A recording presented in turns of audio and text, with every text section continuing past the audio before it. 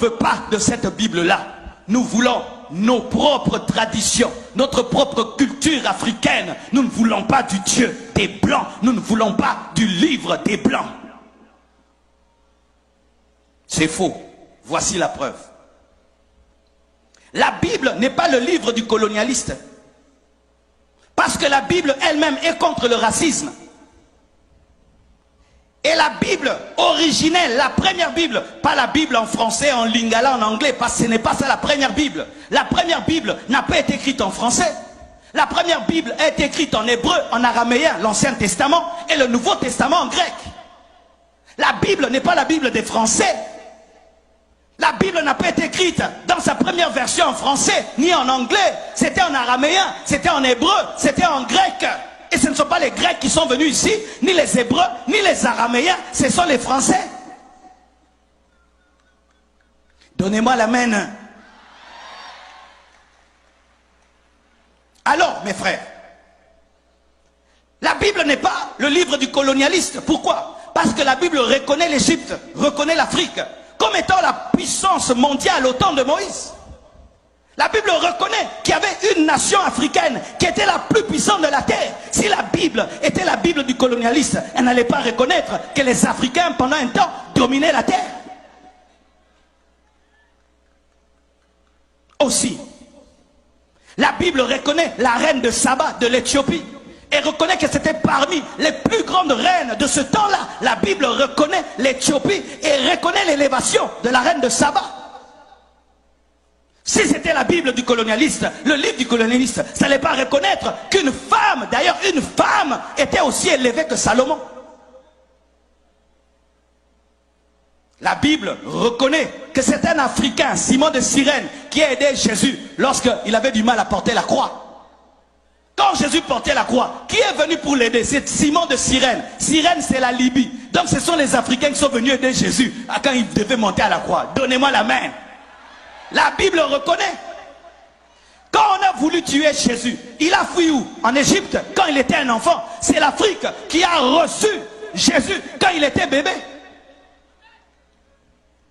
Lorsque le peuple de Dieu a voulu mourir de faim, quelle est la nation qui les a reçus? C'est l'Égypte qui a reçu Jacob et Joseph à Goshen. C'était l'Afrique. Si la Bible était la Bible du colonialiste, comment la Bible peut reconnaître autant de qualités à l'Afrique? Donne-moi la main. La Bible reconnaît que l'un des plus grands prophètes de l'Ancien Testament, Moïse, a grandi où? En Afrique, en Égypte. Il est né où? En Afrique, en Égypte.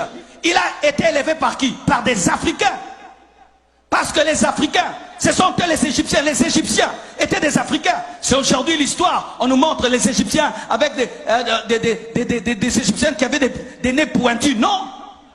On a fait des recherches dans les sites archéologiques. Les grands pharaons de l'Égypte, c'était des Noirs. Et la Bible reconnaît cela. Ce sont les Noirs qui ont appris à Moïse à écrire. La Bible le reconnaît. Mais pourquoi vous dites que la Bible est le livre du colonialiste? Lorsque maintenant nous-mêmes, nous sommes venus lire, nous sommes rendus compte que c'est vrai, dites c'est vrai. Les colonisateurs ont utilisé la Bible pour dominer le noir. Mais ce n'est pas parce qu'ils ont utilisé la Bible que c'est leur Bible. Ce n'est pas parce que je prends un couteau, je te tue avec, que ça devient mon couteau. Je l'ai mal utilisé. Il était fait pour préparer, moi je l'ai utilisé pour tuer. Est-ce que je vais jeter un couteau parce que le couteau a tué quelqu'un alors qu'à la base on l'a utilisé pour préparer? Est-ce que je vais arrêter d'utiliser l'électricité parce qu'un frère ici a touché et il est mort? Il a mal approché l'électricité et il est mort. Mais ce n'est pas que l'électricité est mauvaise. Les colonisateurs qui ont mal utilisé la Bible, c'était des chrétiens qui avaient abandonné Dieu et des faux serviteurs de Dieu. De la même manière qu'aujourd'hui, il y a des gens aujourd'hui qui utilisent mal la Bible pour escroquer le peuple de Dieu. Mais ce n'est pas pour autant que la Bible est mauvaise. Ce sont eux qui utilisent mal. Les colonisateurs qui sont venus au milieu de vous, c'était des apostats. C'était des faux serviteurs de Dieu. C'était une église qui avait abandonné Dieu, qui utilisait maintenant la Bible pour avoir l'argent. Mais ce n'est pas pour autant que la Bible est mauvaise, parce qu'elle était mal utilisée. On l'a mal utilisée, mais la Bible est une bonne parole.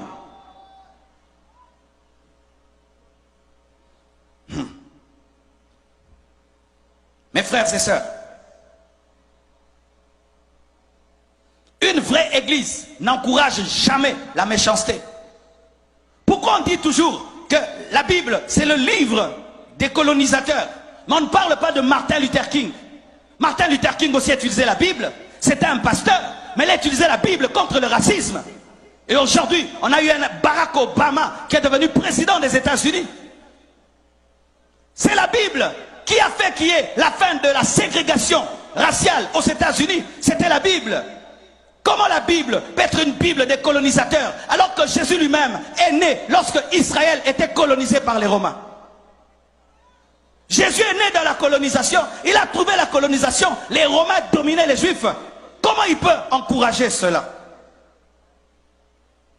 Quand tu as des forteresses dans ta tête, quand on prêche comme ça, ah, il est venu nous prêcher encore, les dieux des Blancs, les dieux des Blancs, les dieux des Blancs. La Bible là, elle a été utilisée pour nous dominer. Frère, il y a des gens qui mélangent mal la nourriture et puis qui s'empoisonnent. Est-ce que tu arrêtes de manger pour autant?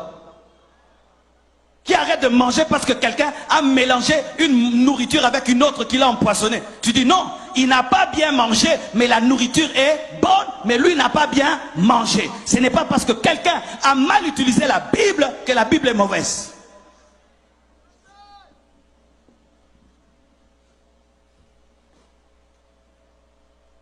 Et on vous dit encore que Jésus-Christ est le Dieu des Blancs. Jésus est le Dieu des Blancs. Comme il y a le Dieu des Blancs, nous devons avoir le Dieu des Noirs. Donc que toute race ait son Dieu, c'est ça. Jésus n'était pas européen, mes frères. Jésus n'était pas français. Jésus n'était pas américain. Quand vous rejetez Jésus à cause des Français, quand vous rejetez Jésus à cause des Américains, mais Jésus n'était pas français, Jésus n'était pas américain. Jésus n'a même jamais prêché en Amérique. Il n'a même jamais prêché en France. Lui-même était juif. Lui-même est né dans une nation occupée, colonisée par les Romains. Comment est-ce que Jésus-Christ va encourager le colonialisme? Et même s'il avait une peau claire, sachez que son sang était aussi rouge que le sang des Africains. Alléluia. Le sang de Jésus-Christ était rouge, rouge comme ton sang, comme le mien. Sinon aussi, que les Américains aient leur Dieu, les Japonais aient leur Dieu, les Chinois aient leur Dieu. Comme Jésus est juif, alors nous ne voulons pas du Dieu des Juifs, nous voulons le Dieu des Chinois, nous voulons le Dieu des Américains, le Dieu des Français. Mais la Bible nous dit, dans Jean 3,16, car Dieu a tant aimé le monde, qu'il a donné son Fils unique, afin que quiconque croit en lui, Jésus est venu pour toutes les nations, pour tout le monde, pour toutes les langues et pour toutes les races. Il devait naître quelque part, oui, il devait naître quelque part, mais sa mission n'était pas de rester là où il était né, il devait se répandre dans le monde entier. Mais ce n'est pas parce qu'il est né quelque part qu'il est le Dieu que de ces gens-là. Je suis du Congo et aujourd'hui j'appartiens au monde entier. Je suis ici en Haïti en train de vous bénir. Est-ce que ma prédication c'est la prédication des Congolais? Mais je suis né où? Au Congo. Mais là celui qui vous prêche, est-ce que c'est un Haïtien? N'est-ce pas que ça vous bénit? Et vous pensez que Jésus ne peut pas vous bénir plus que Marcelo? Parce qu'il n'est pas né en Haïti et il est né en Israël. Vous croyez cela?